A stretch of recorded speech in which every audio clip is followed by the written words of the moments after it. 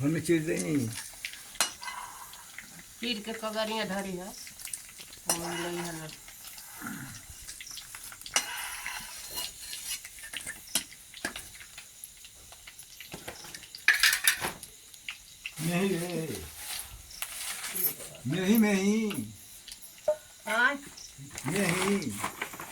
मेरा जैसे मसाला बखा दे कन कहाँ लुगवा धो दे बनी हूँ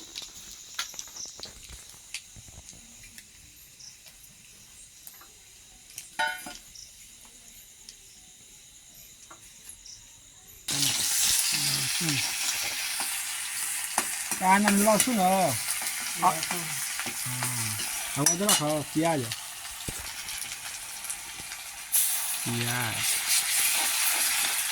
खाली बता चीज का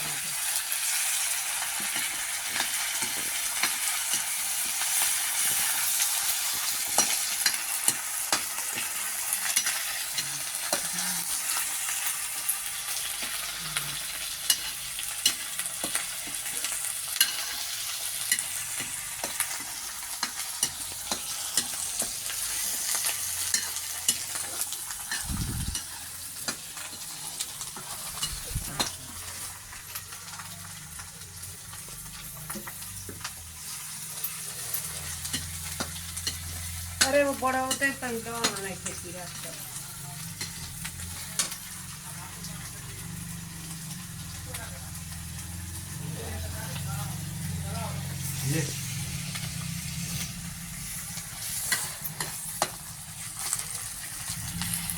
ये मेरा जैसे मसाला काट के दो